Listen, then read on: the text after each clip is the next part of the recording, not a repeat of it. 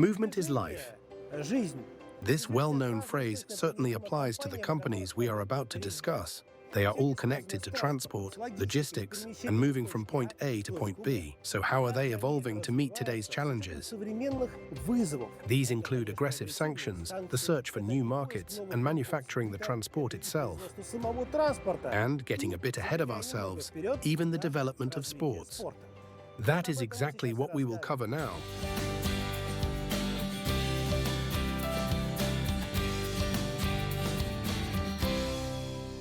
Made in Russia.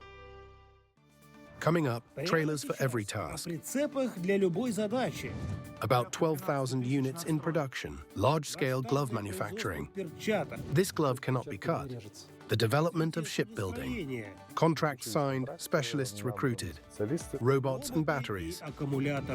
For the last 5 years, we have been actively modernizing. And boats, fresh out of the oven. This is, of course, a thrill unlike any other. So first, let's head to Ryazan.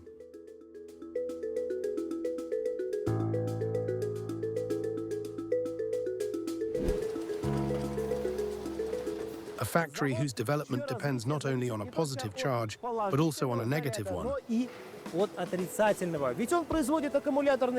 And on a grand scale, with a capacity of over 1 million units a year. We will tell you exactly who they are spending their energy on and why it is not in vain.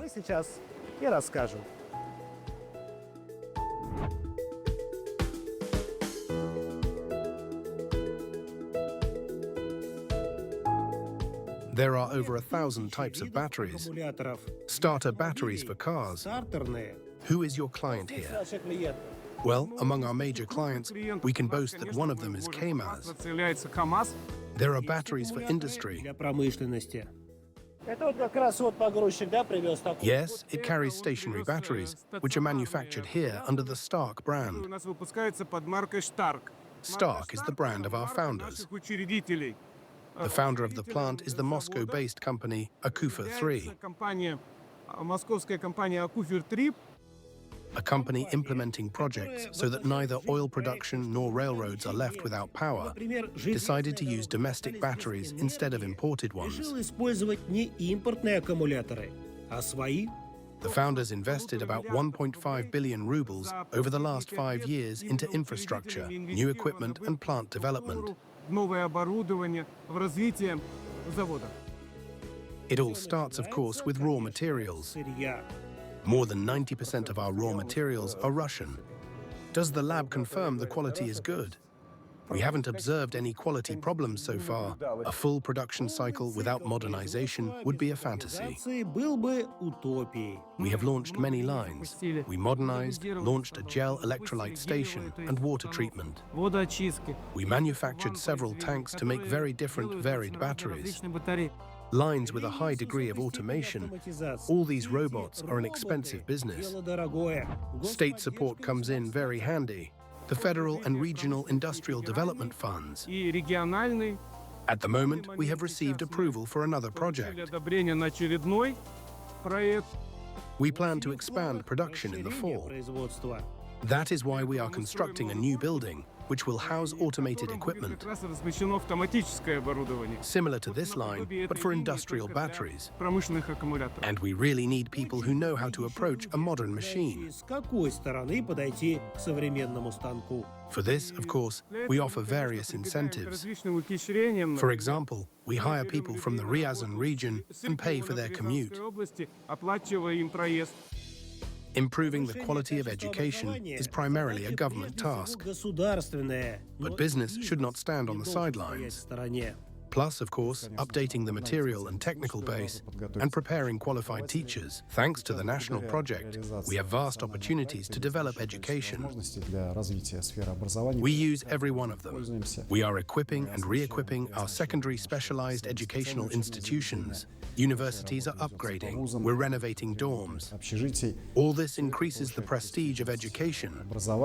Batteries, according to the manufacturers, could be cheaper. The price of the raw material, lead, includes an environmental fee, but it's not the last one.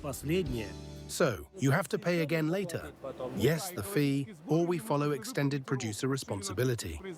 So it turns out you pay several times, both for the purchase and then for the extended responsibility. And all this is factored into the price. Nevertheless, they try to compete even in foreign markets. In the near abroad, we export to Afghanistan, and there are also exports to the republics of the former USSR, which are the CIS countries.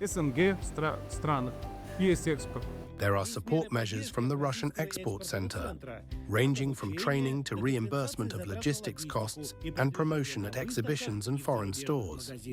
The stable set of support measures that are in demand by our exporters is being maintained. And the only thing we are doing is improving the procedure for obtaining such support measures, because our exporters ask us not to change the support measures themselves. One of these subsidies is the transport subsidy, that is, compensation for part of the logistics costs. It is in extremely high demand. More than 5 billion rubles were allocated this year to compensate for exporters' logistics expenses.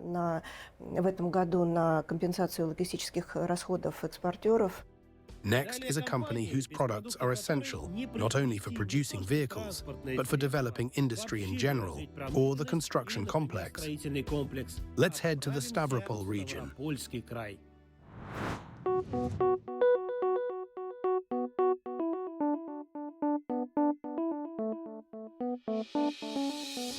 Clients of this company from the Stavropol region certainly like to take matters into their own hands, and definitely protected hands. Here they produce more than 10 million pairs of gloves a month. This is not just an accessory, it is an important item for people developing the country's economy.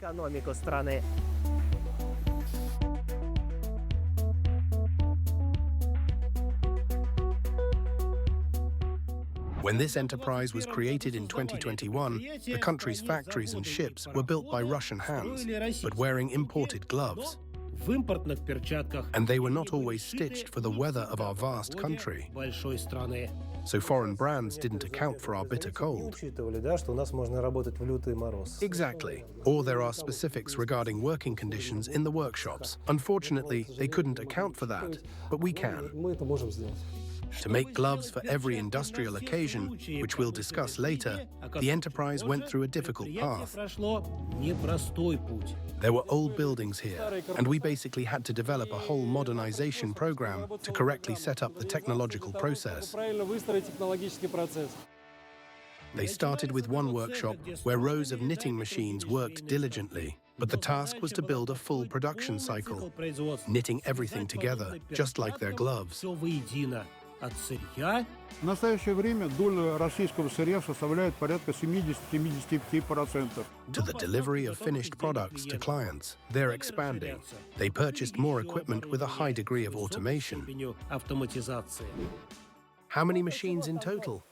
We have installed about 2,000 machines. That's just the knitting equipment. We introduced a glove collection system that allows us to reduce labor costs by 25%. We also managed to speed up the painstaking process of glove labeling. While previously machine operators trimmed about 2,500 pairs of gloves, now they trim 5,000 pairs. So twice as fast. Yes, yes. And the heart of production became the protective coating workshop. Is there equipment like this anywhere else in Russia? No.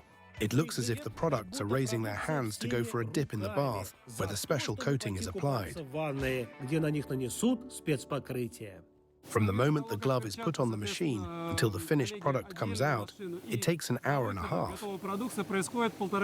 That means base preparation, dipping in natural latex, dipping in a special solution that creates a crinkle finish, and a correctly set up drying process.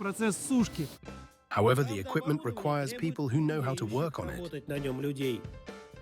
We are ready to train a person from scratch so that in a short period of time they can fit into the technological chain and start producing products. The result? Not just gloves, but personal hand protection equipment. It is worth noting that our products fully comply with the requirements of the Customs Union technical regulations. We pass the strictest testing in our country. In many ways, we surpass our foreign counterparts. More than 50 models in the glove variety, both with PVC coating and with latex. As you can see, our glove in this regard is very comfortable, very soft, tactile, and convenient. Are there warm ones too? Of course. When the outer side of the glove is polyester, for example, coated with natural or synthetic latex, and inside there is an additional wool blend glove. Here is a new item made of cut-resistant thread. It's dense, right? Well, yes, it is certainly dense. So you can't cut yourself with it. Clients are not only industrialists, construction hypermarkets, marketplaces. After all, there are gardening gloves too. They manage to compete. Foreign competitors take about 7 months for an individual order, but here, thanks to speed and their own vehicle fleet, the timelines are completely different, 30, 45 days. I also want to note that in recent years, besides the Russian market, we have started working very closely with EAEU countries. Our first shipments have already gone to Belarus and Kazakhstan, and we are well aware that we will not stop there. Support for deliveries abroad can be under a single brand, Made in Russia, a kind of voluntary quality mark. For example, companies presented their goods this way at the Gulf Food Exhibition in the UAE and at Inoprom in Saudi Arabia. We have now developed a code for a conscientious participant in the Made in Russia program. It will be absolutely voluntary, a sort of corporate culture.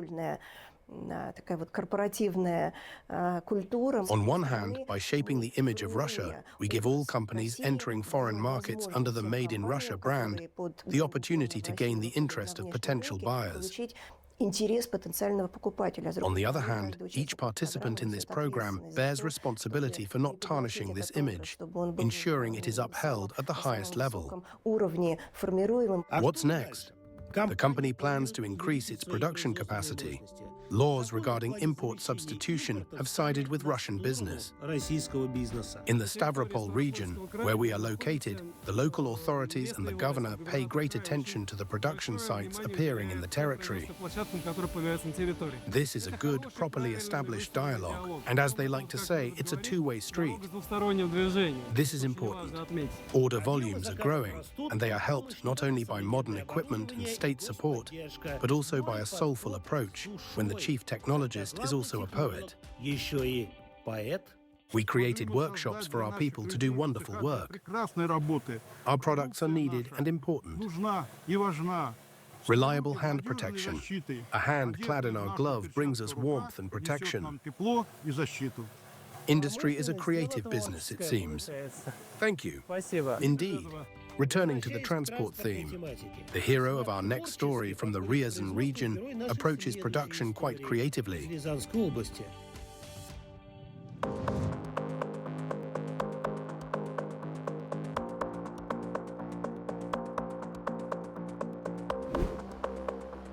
A box truck. It would seem, what is complicated about it? Walls on wheels. But what if the cargo needs to be cooled, or conversely, kept warm? What if you need a medical cabinet inside, or a mobile office? Why stop at an office, a film studio, a pigeon coop? Or conversely, remove all that and make a manipulator, a tow truck, or a dump truck here. These are all normal desires of customers who turn to this production facility in the Ryazan region.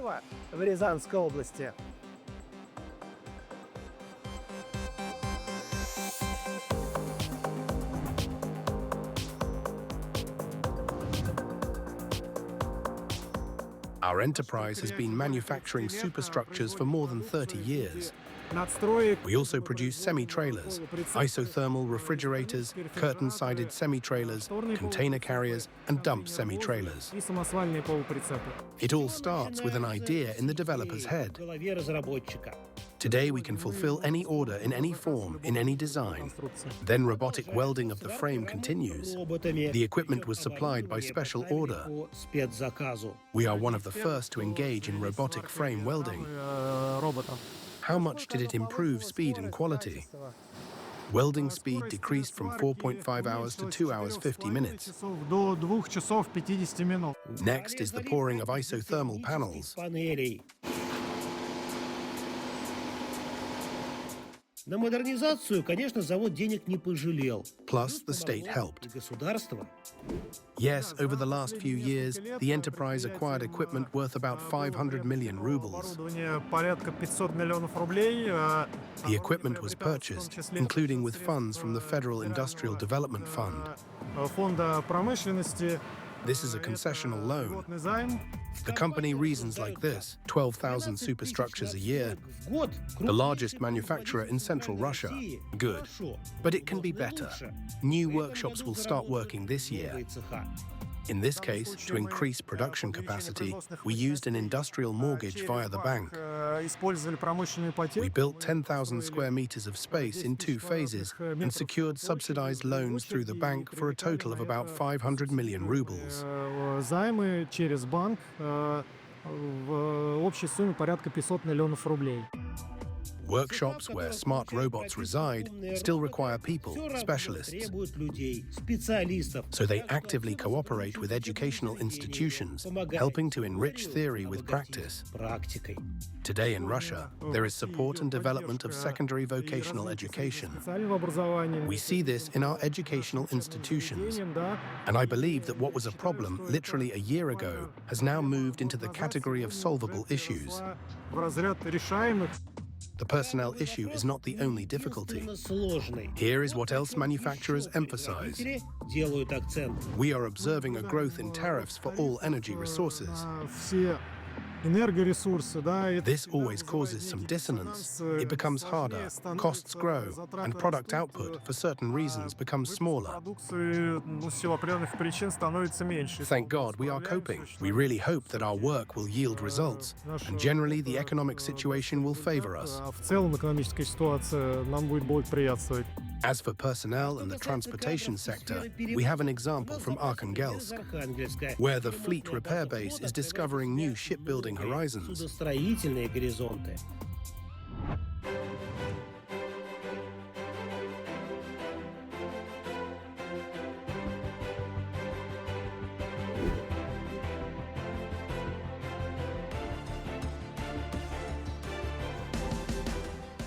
The tugboat being launched after repair is a veteran of the seas. It saw the Russo-Finnish War and the Great Patriotic War. Keeping it in working order is made possible by the experience of Arkhangelsk shipbuilders. And aggressive Western sanctions are only helping here. Previously, up to 90% of all ships registered at the Arkhangelsk port were serviced and underwent maintenance and repairs in Western European ports. And when that became impossible, everyone returned to their home harbor. And today we see serious growth in ship repair volumes in the Arkhangelsk region. If in 2020, before all the sanctions restrictions, we repaired about 180 ships, today it is already more than 350. The repair schedule is booked for years ahead, and this base is no exception. Ship repair is necessary, especially in the current realities. Given that the average age of our Russian fleet is well over 30 years, you need to invest in it. After all, even a new ship, according to registry regulations, must be serviced every 5 years. There are many orders, but not enough capacity. Private enterprises are investing in development, specifically modernizing the slipway ramp, which will allow increasing both the tonnage of ships we lift and their length, onwards and upwards, in all respects. A dry dock for a large tonnage fleet. And it's not just about repairs. After a 10-year break, shipbuilding has been revived. So now we are carrying out contract construction of certain sections. And we are also building small barge pontoons. And most importantly, people. Not just new jobs, but training specialists. Together with the Ministry of Education of the Arkhangelsk region, we organized a classroom right on the territory where students undergo internships. This was probably one of the first steps taken to ensure the industry stays alive. Well, and also the Federal Assistance Program, preferential loans, which allows for purchasing machines and equipment. The Industrial Fund, right? Yes, exactly that. Several hundred people have already undergone training. Then they go to work at enterprises in the region. And here, of course. In recent years, the staff has grown almost 3 times. We increased fourfold. Both the number of ships and the company's revenue. And we also improved the quality. Such enterprises are strategically important. Maintaining the northern fleet in good condition means reliable transportation of cargo and servicing the infrastructure of the Northern Sea route. Its cargo turnover could increase 15 times by 2030 and reach 500 million tons. After all, on the way to rapidly growing Asia, this is a shorter route than through the Suez Canal. The volumes of Russian goods supplies are growing not only to China, to many primarily friendly countries. Last year, non-resource, non-energy exports amounted to about $150 billion. We actually see with satisfaction that the geography hasn't changed significantly recently. At the same time, we are starting to explore new markets that we traditionally may not have looked at as strategic markets, or simply because export is becoming an increasingly important part of our country's economy and our enterprises.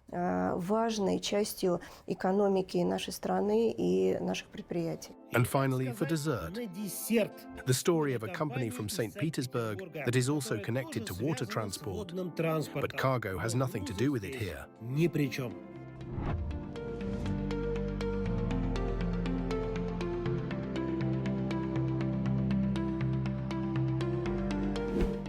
In Russia, there is a fairly large amount of foreign inventory and equipment for professional and amateur sports.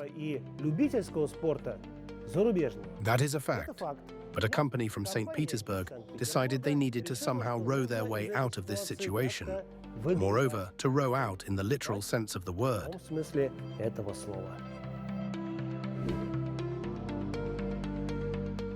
In 2006, Georgy decided to continue the work of his rowing coach who produced boat components. Rallying a team around us, we started gradually, beginning with oars. Then we had our first boats. And after a couple of years, we started producing serial products. Creating a boat for pros is like a diet, a fight against extra kilos. The first samples weighed 18 kilos, and they were good for training, but not for competitions. This boat is already made of carbon fiber. You can even see this black color here. This is carbon. And the little jar, that's what we call the sliding seat here, is also made of carbon. And inside is also carbon.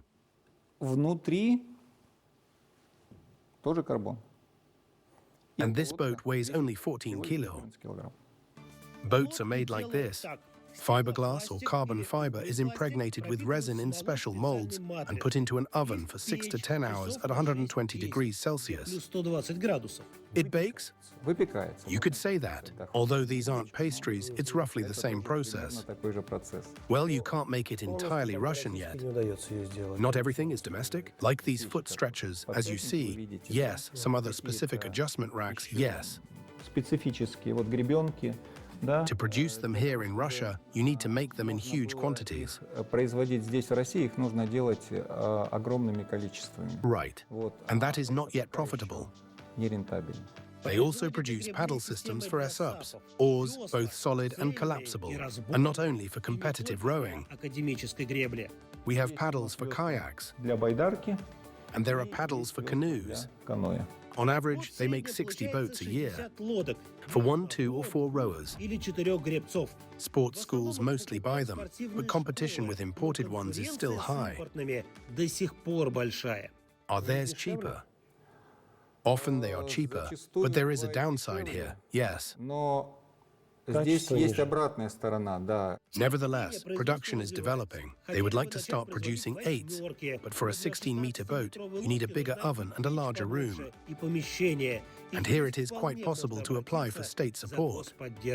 One of the most in-demand support measures is preferential loans from the Industrial Development Fund of St. Petersburg. Since 2019, we have increased its capitalization tenfold. Now it amounts to 13 billion rubles. In 2025, the city will provide enterprises with 3 billion rubles. That covers 14 programs. The majority of loans, about 60%, are provided for the purchase of equipment. Well, the manufacturers themselves note, excellent support is a policy of buying our own Russian-made goods. In terms of financing, just in terms of perhaps a greater workload and help in the fact that there are more preferences for domestic manufacturers, yes. Побольше преференций для отечественных производителей, да. Then we can be bolder, plan investments, compete, and develop new products that consumers need. This applies not only to boats, to things connected with movement, but to any production. К любому производству.